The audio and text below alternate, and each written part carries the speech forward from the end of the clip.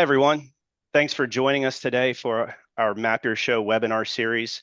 Our discussion is going to center around training successful exhibitors, empowering trade show success through exhibitor training. My name is Brett Glatfelter. I'm Vice President of Exhibitor Engagement here at Map Your Show. We work with and partner and collaborate with roughly 100 events annually with our exhibitor engagement team to help train exhibitors on the proper way to implement trade show technology and get the most out of their event. We also consult on dozens of other events, across the country and internationally as well. With me today is Jason Stookey. He's our Vice President of Business Development and Strategic Partnerships. And Jason's going to go ahead and be taking us through the first few slides here. So Jason, I'm going to pass it over to you. Yeah, sure. If I could, here we go. So, I don't know who those two handsome people in that picture are, but it's surely not me and Brett. So, Photoshop can work wonders there, right? or AI. So again, good morning, everyone. As Brett said, I'm Jason. Just going to start off real quick with a high-level overview of Map Your Show for those of you who may not be aware of exactly what we do. But in short, we obviously provide an online digital floor plan that can be used both for exhibit sales and for attendee navigation purposes. That then links in to what's called our My Show Planner. That is a feature that attendees are able to use to highlight exhibitors that they want to visit at an event, as well as highlight other sessions or conferences that they want to attend.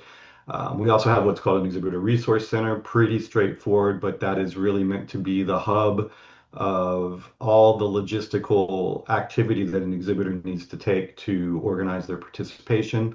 As I mentioned, we do have booth sales applications that can be even integrated into a floor plan where an exhibitor can buy a booth directly from the floor plan. All of that nicely links up into our mobile app. And then on a different side of the event equation, we work with organizers to help facilitate the organization of their conference programs, everything from speaker recruitment, speaker vetting, onboarding, and then flipping or creating an agenda and then flipping that to be forward facing on a website.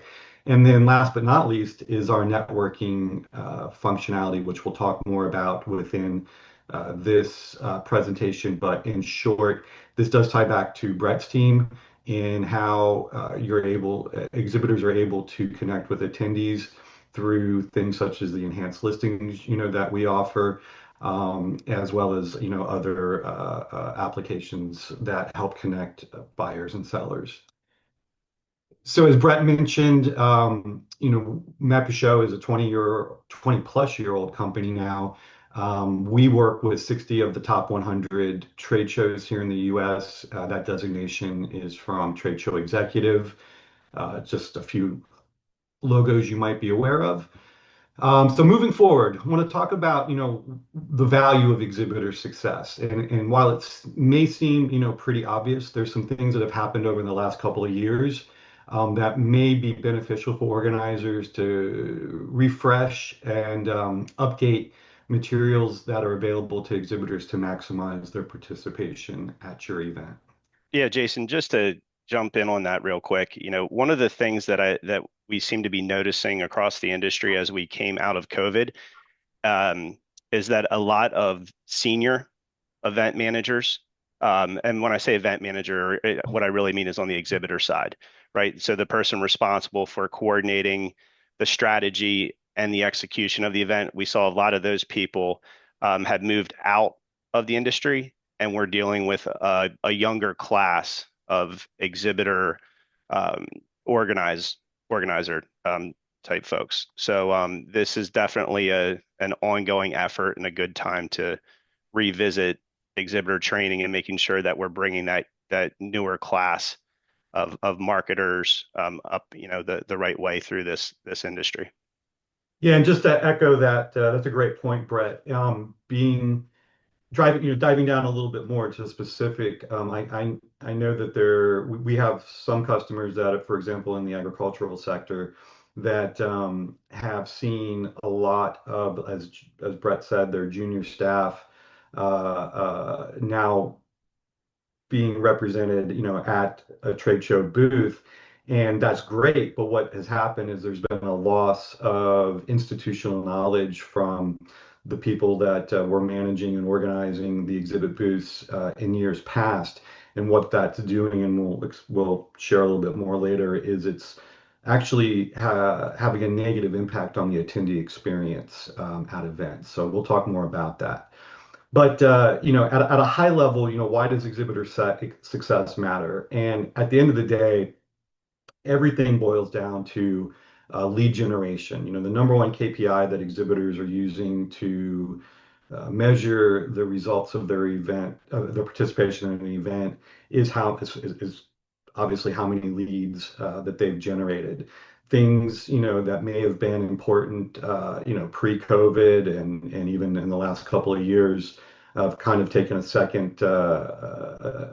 back seat in terms of such things as, brand awareness and demonstrating, market share. Companies are just being forced to justify their expenses, and that is an ongoing battle or what have you that is not going to change anytime soon. But as I mentioned, the reason why this exhibitor success matters is at the end of the day, if you don't have attendees coming to their event because they're not getting the information that they need, from exhibitors to make informed decisions, do market research, they're going to be turned off and go to other platforms or media entities, to find that information. So at the end of the day, the caliber of execution of your exhibitors, experience, needs to be, top notch in order to make sure that you're retaining those attendees for future years. And so just to put a fine point on some of the pitfalls, that we're seeing, as I mentioned at the beginning, junior staff, which is the last bullet on here, simply just have not had the opportunity to learn or engage properly at an event. Maybe they don't know the products as well as people that attended, in the past. But other pitfalls that we see on a frequent basis is really just not engaging, with attendees and not making that proactive, outreach. And maybe, it's a generational thing where younger people don't necessarily tend to want to speak up, but they need to be able to be those social butterflies, at an event that creates that first connection between attendees and exhibitors. Another area that we see all the time is, why are we exhibiting at X, trade show? Well, we've always been there. Well, what are our goals and objectives? Well, I don't know. We just need to be there because our competition's there. You really need to, you need to have your exhibitors zero in on what are they trying to achieve? How many leads do they want to get, out of the event? How much revenue do they want to put into their pipeline? All of that is critical to helping your exhibitors have a more meaningful and positive experience. And then another thing is, trade shows and events in general can be a complicated beast, and having been on the organizer side for most of my career before joining Map Your Show, I can attest that exhibitors just don't read, and I would recommend taking a proactive approach to making sure that they know about these resources that are available to them. And we'll talk more about that in coming slides.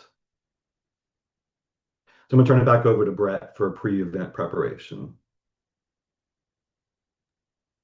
Thank you, Jason. Yeah, so pre-event preparation fits well into the department that I manage, our responsibilities in the exhibitor engagement team at Map Your Show. So if we flip over to the next slide. Thank you, Jason. Jason mentioned this already. A lot of exhibitors, especially these junior event managers, um, they're going into a trade show and they don't have clear goals or objectives for the event. And it's really difficult to build a successful event marketing and communication and sales strategy if you don't know where you're trying to get to at the end, right? So you have to set those goals and those targets, or those benchmarks, and then from there you can back into it with, okay, here are the motions that we need to go through. Here are the things that we need to implement. Whether it's pre-show marketing, on-site marketing, and then of course the follow-up. Those are obviously the three categories, right? So we want to get in front of the attendees prior to the show. Um, we need to stay in front of them and stay engaged with them at the show. And then where we see a lot of people kind of fall down, a lot of exhibitors, is post show. So we're going to be covering all three of those areas, throughout this slide deck here. But it's important to understand and work with your exhibitors to know what their goals are for the event. If you're going to help them, increase their spend with your show outside of their footprint on the show floor. Knowing these things is the right way to go about doing that, so that you can coach them up and you can help them build successful event marketing strategies around their goals and benchmarks. So pre-event promotion, there's a lot of things obviously that can be done here. I believe we have a SEER stat coming up on the next slide, but for all intents and purposes, it's safe to say that the majority of attendees, before they get to a show, they already know who they're going to go find and track down on the show floor. They know what companies they want to see. They have, pain points. There's solutions that they're looking for to help them be more efficient, help maximize revenue, solve problems. Whatever it is, the reason may be that they're coming to the show, but they already know where they're going to go. Um, there may be some kind of, serendipitous interaction as they're walking around the exhibit hall and going from one booth to the other and looking for, products or technology or solutions. But for the most part, they've planned out their journey through your event, whether that's on the conference side or in the exhibit hall. Just like any one of us, if we're traveling for an experience, if we're going on a vacation or something along those lines, a business trip, we're going to take the time to plan that out so that we get the most out of our experience. Return on experience is a term that I really like to use in this situation. So organizers, almost everybody does a really good job of providing tools for exhibitors to accomplish this pre-event promotion, but it's encouraging, and I don't want to say forcing, but encouraging exhibitors to take advantage of those tools is where I often hear frustration coming from the show organizer side. So again, most of the events out there provide the right tools, but the events out there that are doing the education and training around that, taking the time to show exhibitors how to properly implement those tools and how they fit into the exhibitor strategy, those are the events that are typically the more successful ones. Of course, there's a number of things we have here, the pre-event lists that people make available. That could be media. It could be, in some cases, attendee lists. Obviously, that's more of a protected type of information that typically isn't given out too much. But there's a number of other, organizer provided resources, invitation programs, for free conference or exhibit hall passes. Um, on the technology side, we have some exciting stuff that we're going to be rolling out here in a couple of months at Map Your Show to facilitate the interaction that results in meetings that are scheduled. That's a big one that we hear all the time on the exhibitor side, that they would love to have their calendar booked out, right? They would love to have their time filled with meaningful interactions and meetings that are scheduled with qualified potential customers, qualified leads. And then, of course, there's the sponsorship and satellite event side of things that can happen around the main trade show itself. So there's no shortage of opportunities. It's really all about what the exhibitor's goals and strategy, what that is, and then plugging the right pieces in there to make that happen. I just want to add something around the resources from the show organizer. As I mentioned earlier, it's a common theme that exhibitors don't read.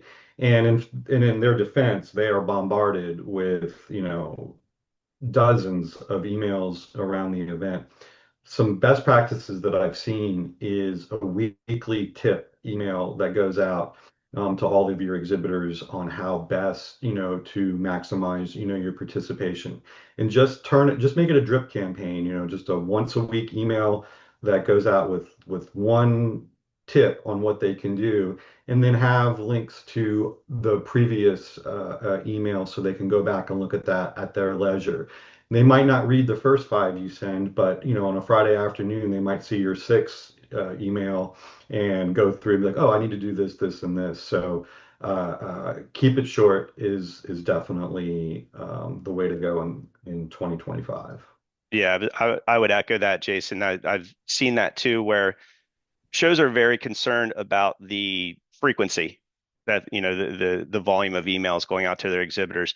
From the exhibitor side, what I hear when we talk about that is it's not so much how many emails I'm getting, but they're getting emails that have this laundry list of information. There's tons of stuff in there, and nobody is going to take the time to read all of that. So their attitude is, if I'm not going to read all of this, I'm not going to read any of it, and it just goes away. The email gets deleted or moved. Or maybe I'm going to come back to that later and I never do. So like Jason was saying, just a weekly one, pro tip, number one, do this, and that's it, and get to the point and do it quickly, a sentence or two. Register now, book your hotel now, the deadline's coming up. Um, you know, Click here for the pre-event marketing opportunities. Like you keep it short and keep it dedicated to one specific message and one point instead of trying to communicate everything all at once. Um, so here's some of that SEER information that I was talking about a couple slides back. Exhibitors who ran pre-show campaigns such as email, direct mail, telemarketing experienced 46% higher quality of audience attracted to their booth and 50% higher conversion of booth visitors into qualified leads. And we're going to get into converting visitors into qualified leads and then following up with those qualified leads post-show and a little bit later here in the talk. But moving on here, exhibitors that sent multiple invitations before the event saw 50% more booth traffic. We have some great information and data at Map Your Show about exhibitors who engage in pre-show marketing with the online directory, the interactive floor plan, and the attendee show planner, and how much additional traffic they see in their booth, and how the people that are using those tools on the attendee side tend to be the more qualified buyers at the show.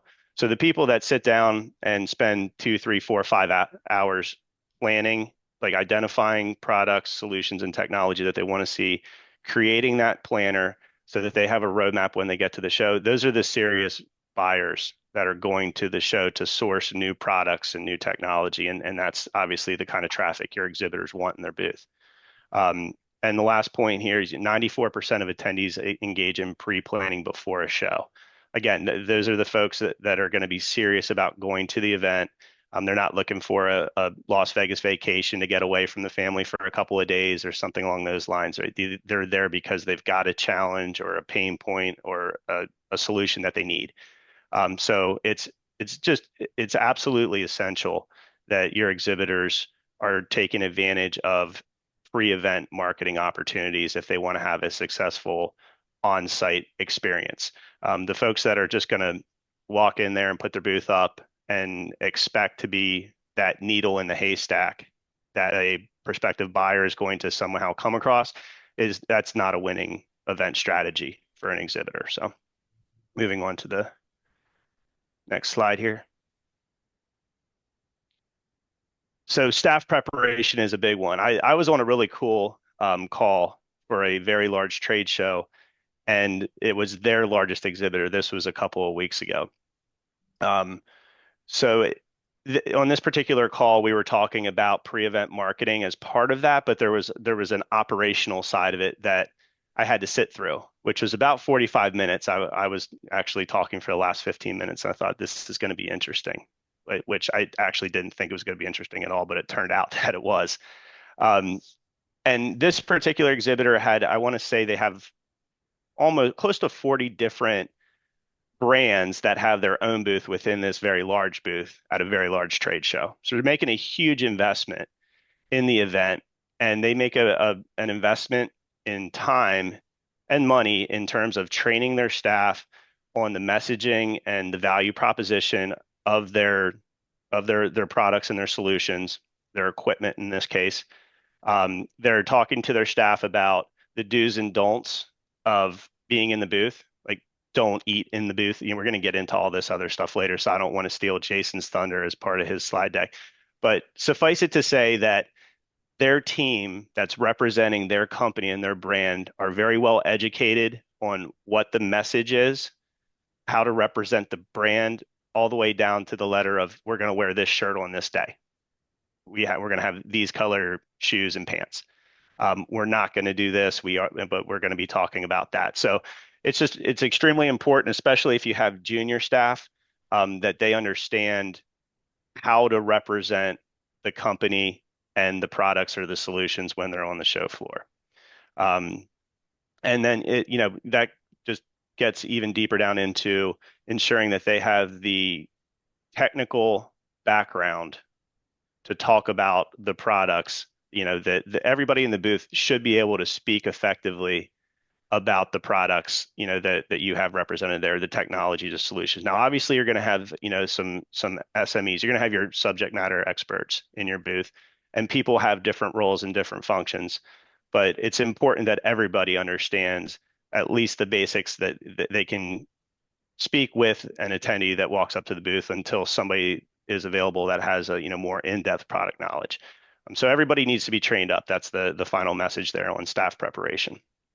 Yeah, yeah. Even at a basic level, the staff needs to have at least a couple of basic questions that they can ask that are meaningful and show that the attendees demonstrate to the attendees that they value them coming to to their booth and understand at a surface level of at least what they are looking to achieve. That sets the tone for the rest of the conversation with the between the exhibitor and the attendee. So I will move forward with the on-site execution part of this exhibitor training. So again, it sounds like we are bashing, our younger our younger professionals, and it's not that case, at all. But these are pretty basic, straightforward things that need to be incorporated into every exhibitor's booth staffing, policies.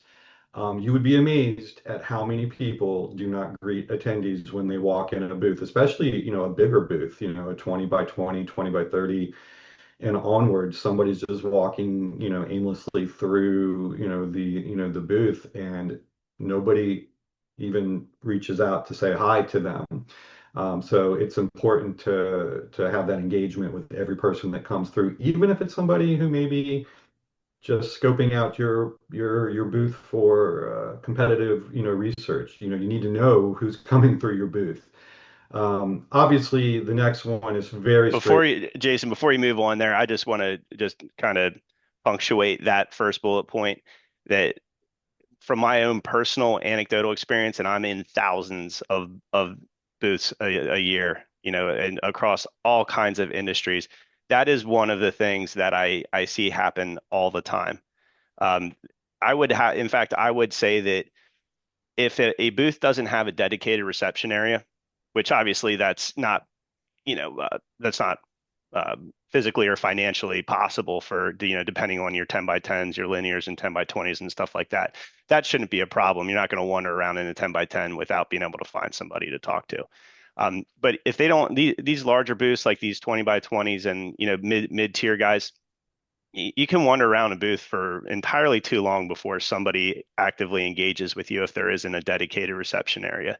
So I would encourage your exhibitors, if they have the staff and the resource, have a dedicated reception area in those larger booths. But like Jason said, if you don't have the means to do that, you have to stay on top of the attendees, because that alone right there is going to set a bad tone for the rest of the interaction. Nobody likes to walk into a store or walk into any environment where they're looking for information or they're trying to buy something and they can't get helped. It's like when nobody wants to sit down at a restaurant and sit there for 15 minutes before somebody comes over with the water and the menu.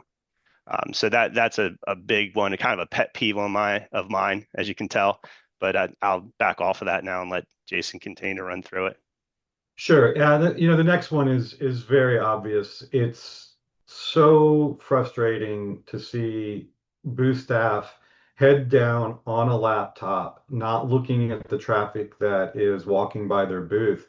And that's both a wasted opportunity, and, a waste of money. I get it. We are all pressed. We have multitasking responsibilities that we have to get done, but I would just encourage your exhibitors. They're there to meet new people.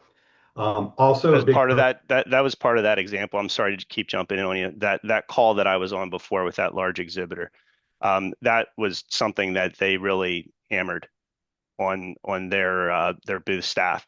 The two other things that we don't really have there in that bullet point is don't sit down. I mean, I know your feet hurt. It's a long event. Put the padding under the carpet if you can for your team, right, to help them out with their feet and their knees and their backs a little bit. But we just got to suck it up, and body language is so important when people approach a booth or in any conversation that you have in a professional environment or social or otherwise. Body language is really important. So that's something that we really need to get people trained on. Yeah, absolutely. And the other thing is, nobody wants to walk up to you if you're mid-bite of a sandwich in a booth. Again, I get it. You're hungry, by 1 o'clock, you've talked to 40 people. You haven't been able to even come up for breath, but don't eat. Try to have your exhibitors not eat in their booth. Brett already mentioned, the booth layout. If there's an opportunity, to encourage the creation of a reception area. It makes it a more logical place, more welcoming for attendees to, engage with booth staff. And then the last one is pretty straightforward. Again, it's just have a hook, to get people into the booth. It doesn't mean you have to spend, tens of thousands of dollars, which as we as organizers would love, but have a hook to get them into the booth. If it's even just something as simple as an ice cream giveaway, in the afternoon, or maybe you're giving away coffee, in the morning. Something to get them in the booth is always going to see better results. So the next one is networking, and this is a pet peeve of mine because I see so many exhibitors that when the show closes, they walk out the door and you don't see them again until the next morning, and there are obviously a myriad of various post-show or after-hours events or membership receptions, or what have you. Uh, those are just as important as being on the exhibit hall floor, for your exhibitors to meet those valuable leads that they're there to ultimately connect with. Moving forward, I just want to be cognizant of time, so I'm going to speed up a little bit. Um, you know, Sponsorship opportunities, can be crafted in a way to target, obviously very specific segments of your overall audience. So I would encourage your exhibitors to look at what those opportunities, might be.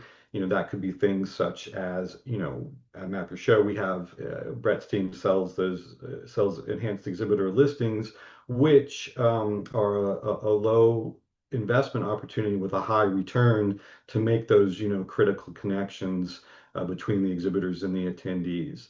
Moving on, obviously visibility by speaking on a panel or a session is going to bring brand recognition to both the exhibitor and the individual. Hopefully exhibitors are part of your conference and education uh, uh, uh, setup. And then other exhibitor, I've seen this work tremendously where exhibitors will partner together. We actually even do it at Map Your Show with some of our non-competitive partners where we'll team up and do an activation or an event together to create a force multiplier effect to get, obviously more connections. So just a few highlighted items on networking that I wanted to share. Then moving forward, into technology, let technology make you work smarter, not harder. In 2025, all the leads for exhibitors obviously should be captured, digitally. It makes it easier for the sales and marketing team to download those leads and immediately, follow up. Which actually leads me to the next point. To the point you can, if you're using maybe a CRM like a Salesforce or a HubSpot, create an automatic workflow when that lead is entered into your CRM, where there is a set of messages that go out with the relevant collateral. And again, a shameless plug, this is something that Map Your Show can help with, especially through our new Sales Accelerator program that is able to create laser focused sales messages uh, targeting attendees from exhibitors that are more than just the standard, hey, thanks for stopping by our booth, would love to catch up with you, later. So again, leverage technology, have your exhibitors leverage that technology to the max to get the most impact at an event. And so just sharing some additional, stats from SEER, which is obviously a great resource, and I would encourage every organizer to leverage SEER's, resource. So obviously, you can read this for yourself, but I'm going to go ahead and continue to move on and turn it back over to Brett.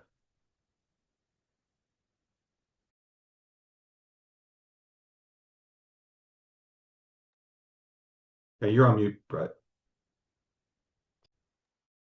That was probably better for everyone that way. So for first time using Zoom, sorry everybody. So moving on to the post-event strategy portion of this conversation, and this, unfortunately, this is probably something that every organizer has heard at some point, that yeah, we got some leads, but we didn't get any new customers out of it. So what we need to be doing here is working with exhibitors in terms of their lead management and their post-show follow-up with those leads. There's a couple of things that we can do, and again, as Jason just pointed out, let technology help you with this. It's going to be your biggest friend in the way that you follow up with your leads at the show. It actually, the post-event follow-up with these leads and lead management starts with the quality of the information that you capture about the lead at the show. So, like Jason pointed out, if you're just doing this, on the manual side where you're grabbing business cards and maybe you're trying to write a little note on the back of it or something along those lines, and then you jotted down a couple of words and you hand that over to some sales folks like later after the show or something along those lines. You forget what that chicken scratch is on the back of the business card. You're not sure exactly what that individual was looking for, or you don't remember the conversation you had with them. When you approach that person, when you contact them after the show, if you don't have the specific messaging that addresses the solution that they're looking for that you can provide, you're not going to be as successful in following up with that lead and making that reconnection, turning then that lead into a customer. So, backtracking a little bit there, it all starts with the quality of the information that you're capturing about the lead, all of the context, and as much detail as you can possibly get. That's going to have, better results in your follow-up. Ranking leads by priority, of course. We're coming out of a show. Obviously, there's going to be those hot leads, people that are, through the conversations that you had, are have an immediate need. They could be potentially buying something now or very soon. They're going to be larger possible customers that could invest more money with your organization.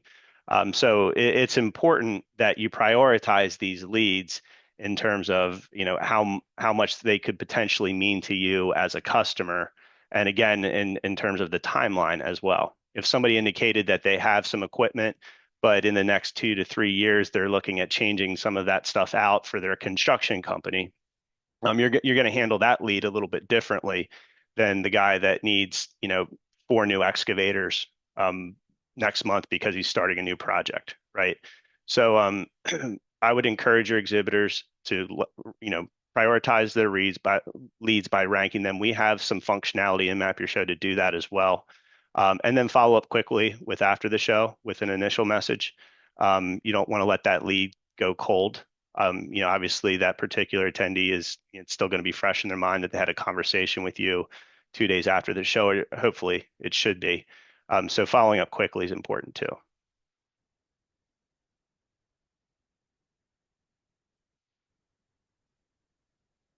And as far as the communication, and continuing that momentum, again, that's why it's important to follow up quickly after the show. You don't want to let those hot leads get cold on you. So you need to stay in front of them. Realize too that there are a number of other exhibitors, most likely some of them your competitors, that are going to be following up with these leads after the show too. So you're going to need to do things to set yourself apart from the other exhibitors that are reaching out and trying to contact that particular lead. So following up quickly is the first thing that you can do. But then also positioning your company and your organization as a thought leader through content that you're generating. That could be webinars or other information, white papers, case studies, depending on the industry. Sending that type of information to the lead can be helpful. Inviting them into your facilities for site visits if that's appropriate. And of course, scheduling follow-up calls and demos while you're at the event. So, hey, let's try to chat in a couple of weeks when you get back and things settle down. I'll shoot you an email. Well, actually, why don't we just put something on the calendar right now, right? So you want to take a deeper dive into this particular solution. What does it look like for you next Tuesday, Wednesday, Thursday? I'll work around your calendar. So get something on the calendar right then and there. Get the email over to them, the calendar invitation, and then you can take a deeper dive and have a more in-depth conversation. You always want to not leave next steps open-ended in these situations, if that makes sense. And that's what we tell people all the time, and that's something that our own exhibitor engagement team practices. So you have a great conversation with somebody. What's next? So don't leave that with a question mark. Make sure that you've nailed down what the next step is in that process, whatever that next step is. Whether it's a site visit, it's another call at a certain time or date, whatever that appropriate next step is, you have to nail that down during the current conversation. Hey Brett, real quick, there was a question that I think came in maybe pre-webinar, but somebody was curious about a creative marketing strategy from an exhibitor, on site. And I'll go back to my organizer days. I was doing an event in Orlando at the Swan and Dolphin. If anybody familiar with it, it's two. It's one property, but it's two buildings separated. And we were doing the event in the middle of August. So August in Orlando is obviously wonderful. And an exhibitor had the bold strategy of setting up a golf cart service to drive people between, the halls. They had them captured for 3 minutes, straight. They just made it. They made light conversation. Sometimes had some mocktails to share as part of it. But that was an amazing way to take that attendee that maybe they hadn't planned on meeting, and then getting them to obviously come and visit them, at the booth. And it makes it something memorable for the attendee to remember that exhibitor by when the exhibitor actually, follows up. So that's one thing that sticks out in my mind of something that I've seen, creative. And granted, that is a more tactical on-site thing, but it's always stuck out to me. I don't know, Brett, do you have anything off the top of your head that stands out? Phew, you put me on the spot a little bit there. Yeah, well, I I, was I too. So see I was vamping on that one I too. see a lot of really creative strategies. The one thing, so I mean, with that said, there's one thing that does stand out in my mind that I think is really neat. And I'll give you the example, and then there's applications other than just that specific example. So there's a very large construction show that we've been partnering with for a number of years, and every year they do a competition where equipment and equipment operators that are at the show can actually jump into one of their excavators, backhoe, right? And they have basketballs on parking cones. And the excavator, the operator has to scoop the basketball off each cone and take it over to a barrel and drop it in there. And whoever does that in the fastest time wins a car or a truck. They actually give away a truck or a car. So it's a nonstop, you know, line of people waiting to get into that excavator and drive it. And I don't know if you've ever seen any of these equipment operators. I mean, some of them can actually use a giant piece of equipment and pick a quarter up off of the pavement. They're that precise with these things. So these guys are going ripping through this little obstacle course with basketballs and dumping them into the barrel as quick as they can. And the time is up there. It's a spectator event, right? So it's not just those or excuse me, those operators that are participating in the competition, but it's actually the entire show is kind of keeping an eye on what's happening over there because it's such a big deal. So obviously not practical, you know, for every application. But what I really do like to see is any type of competition or hands-on experience whenever it's possible with a product or a technology. So if you do have the ability to get people actually get their hands on a product or a technology in your booth and they can actually use it, sample it, try it out for themselves, try to create something or do something with it, and obviously, if you can turn it into a competition, and that's always fun too. But I like that the hands-on stuff is some of the favorite things, my favorite things that I've seen. Awesome. I apologize. I didn't mean to break your flow there, but I wanted to get to that question when I saw it. So, Yeah, um, no problem. I forget where but, were we at here. I think we pretty much covered this one. Don't leave things open-ended. Make sure you nail down next steps and keep that progression, keep that lead moving through the funnel there. Okay, so measurement obviously is important. So tracking the leads in the sales funnel, and like I just mentioned there, how quickly are we moving these leads through the funnel and keeping track of those metrics? Obviously, this is something that most exhibitors are doing or should be doing, which is analyzing the ROI from the event, right? So what are the tangible, measurable, like data based ROI data points that we can measure, and then what about the intangibles as well? Because there is, the environment, the atmosphere, the branding aspect of things. Was the booth busy? Did we stand out at the show? Did we get a lot of attention? Some of those things are a little more difficult to measure through data points. But nonetheless, those things should all be factored in the overall ROI. And then post-mortem, that always sounds so dark, but a post-show meeting to talk about future events. What did we do well? What can we do better? What do we like about this one? How can we improve? Did we have enough room in our booth? Do we need more staff? That's one of the things I know, and it happens to us. Even as exhibitors, when we go to Expo, I hate it, but it happens where somebody comes in and they want to speak to a specific team member from Map Your Show, and they're already in the middle of a conversation that might last another 20, 30, 45 minutes, an hour, keeping those people, engaged and stuff. So we talk about that kind of stuff too. And those are all things that exhibitors should keep in mind. Did we have enough people in the booth? Did we have enough space? Did we maximize our space? And what can we do better to get more out of the show next year? And that's quite frankly, that's a fantastic opportunity as an organizer for your sales team to be involved in those conversations. So that's something that I would say, if there's a takeaway from this particular slide, on the back end, on the post-show side, what's your sales team doing now that we've already rebooked them for next year? Do we not talk to them again for 6 months and wait until our sponsorship inventory comes out? Or do we follow up with them after the show and say, all right, how did it go? What did you like about it? What can we do differently if you're not happy with the results? Or if you are happy, how can we get more of that to happen for you, right? I would take it one step further, Brett, and also recommend creating a playbook of questions and ratings for the event, for the exhibitor to kind of go through and say, okay, hey, what did we get out of this?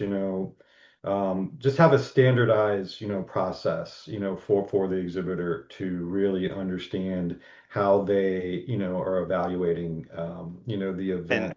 again, that's a great time for their sales rep to engage with them.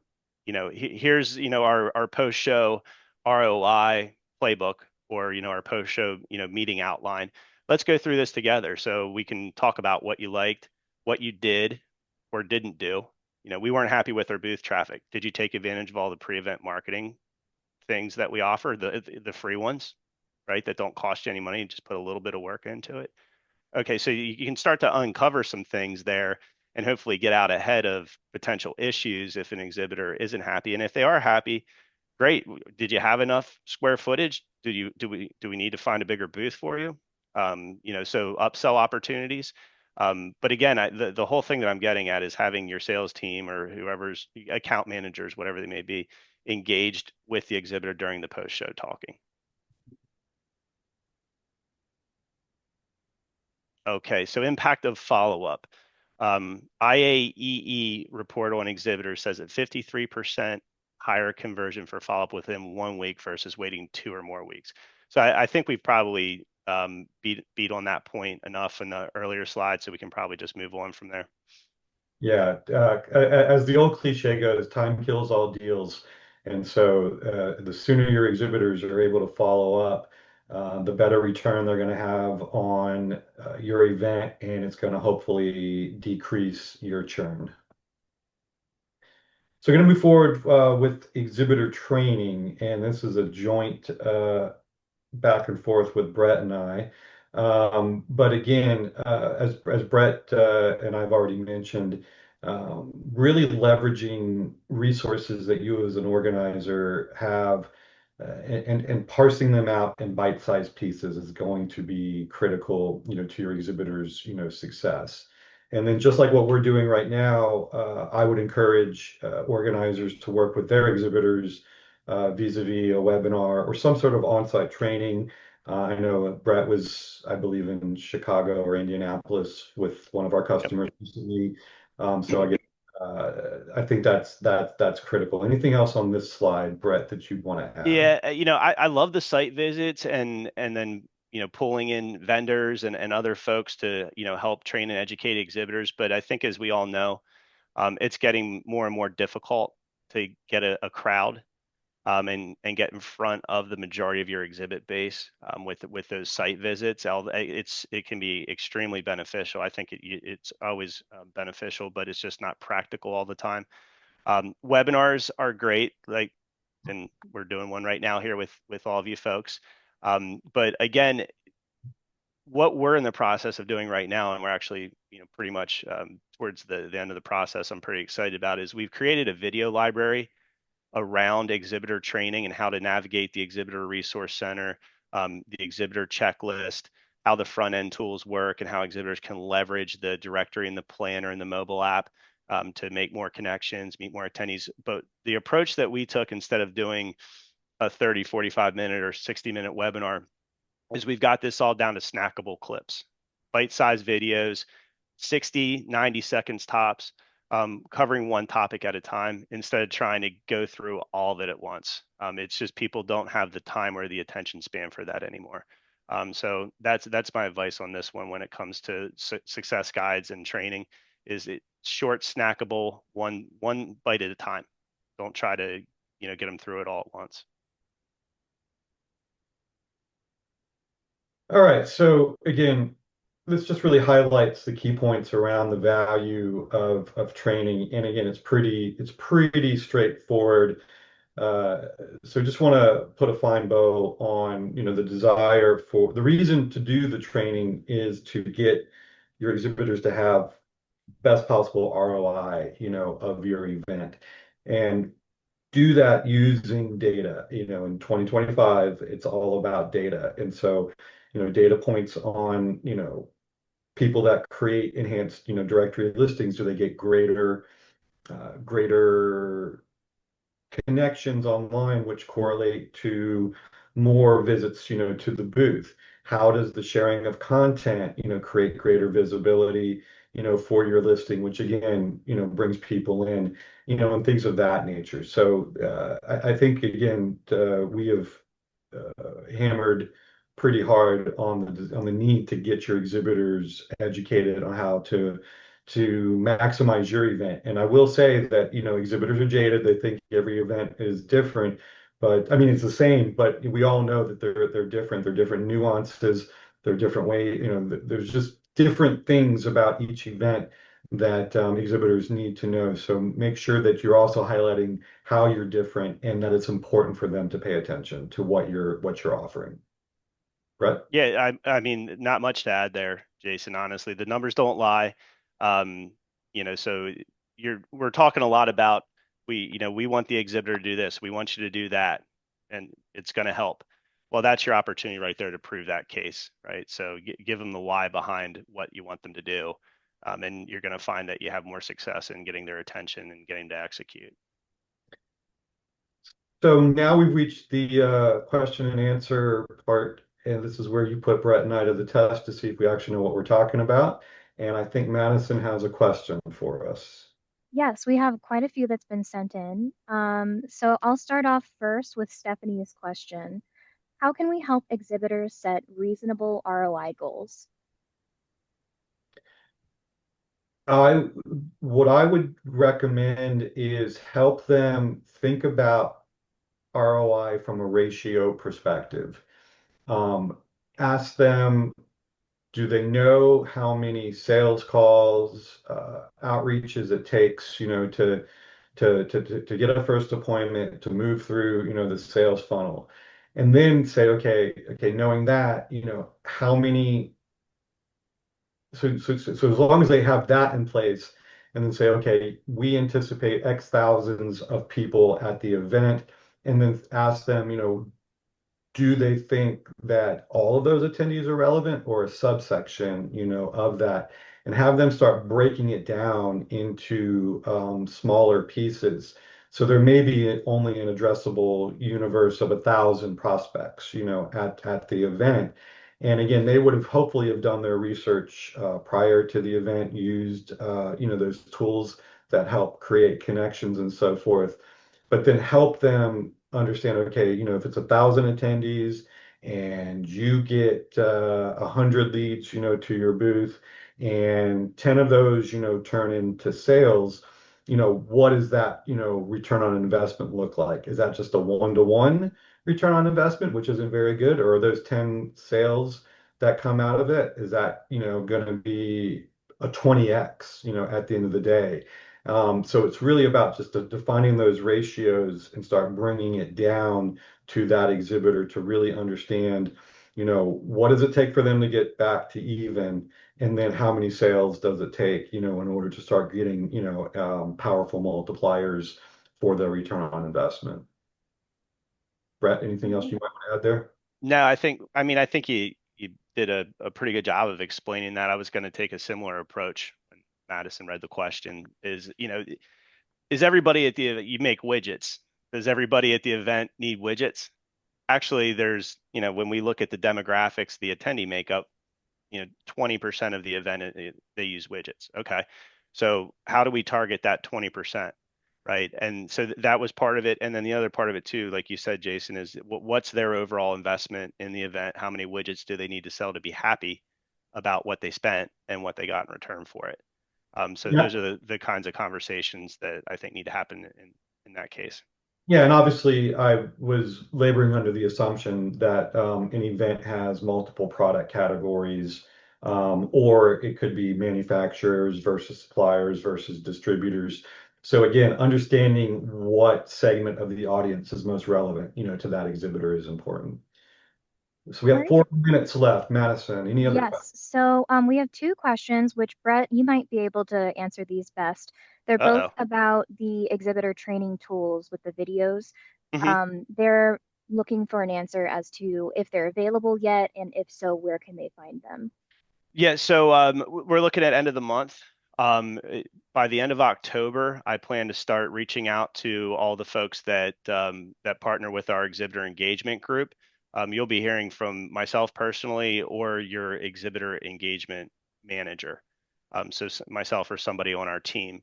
And then in terms of the folks that aren't working directly with us, those are going to be resources that will be available to you in the WalkMe in your admin portal. And there's a good possibility that you'll be having a conversation with either Jason or myself anyway in the near future. We can obviously help you access that material and get that out to your exhibitors and to your attendees. Another thing I will say about that WalkMe tool in the Map Your Show admin, if you are a Map Your Show customer, when you log into the admin, if you look in the lower right-hand corner, click on that little circle, and there is a ton of great information, resources, checklists, um, both attendee and exhibitor training material in there as far as best practices to get them through the ERC, get them to complete their profile, you know, the exhibitor checklist, all the things that you need them to do to successfully participate in the show. I would encourage you guys to look in that area. But yeah, by the end of the month, you'll be hearing from us with that video library. Awesome. One other question, or sorry, a couple of other questions. As the show organizer, how can you encourage exhibitors to participate in post-show surveys as well? Give them something. Yeah. Yeah. $100 Amazon gift card. We've done a lot of that at Map Your Show. Sometimes, you know, we collaborate with the event and we're just a part of the post-show survey because we want to understand what kind of experience they have with our technology, both on the exhibit and the attendee side. Sometimes we've done it on our own. You know, sometimes the event gives us permission to, you know, send a few short questions to the exhibitor. So the one thing one other thing I would say other than an incentive would be to, again, I think this theme has been emerging throughout the conversation days, is try to keep it as short as you possibly can. If I get a 3-question survey about an experience I just had, whether it was a flight or a hotel or, you know, something, a restaurant that, you know, somehow got my email, I'm going to be a lot more likely to answer that than I am a 20-question survey. So you might not be able to get all of the information that you want down to every detail, but some information is better than none. So that's my advice there. All right, we've got 2 more. Can you expand on partnering with another exhibitor to share booth traffic? Yeah, I would, it could be anything from just proximity to doing, maybe think about like something as simple. I'm being super simple, but let's just say you're giving away a pair of shoes at one booth and you have the left shoe at your booth. And if you want the right shoe, you got to go over to the other booth, to get it. And so whatever that is, whether it's a shoe or what have you, you know, things that, cause attendees to bounce, from one booth, to another where you've teamed up, on an activation or a sponsorship, would be a way to really effectively partner, within another exhibitor. We here at Map Your Show, we partner with our channel partners on hospitality events where we will bring our customers and they'll bring their customers, just to play one off the other, just to, again, maximize and multiply, the number of leads, each of us can get. So again, I'm happy to expand further, but I want to be cognizant of time. But yeah, something that just ping pongs the attendees between Yeah. booths. So I saw a really cool one with that, Jason, that I just want to share quickly, and it's kind of exactly the same theme that you mentioned, where it was partnering companies that were across the aisle from each other, and on each day of the event they would flip flop. So they had beer in one booth, and then they had the branded plastic cups in the other, right? So one day that you had to go to that booth to get your cup, and you can come over here and get your beer and drink it, where you're probably going to spend more time. But they're also allowing their booth staff to go back and forth as well, right? So like you could come over here where the beer is being, where they're drinking the beer, and then on the next day, cups were branded with this company, company A, and then the beer was over there with company B, and both the exhibit staff and the attendees were going back and forth. It's a pretty neat example of that idea. Alrighty, that leads to the end of the Q&A session. All right. Well, with that being said, again, we just want to highlight some key takeaway here for the end of the webinar. Again, at the end of the day,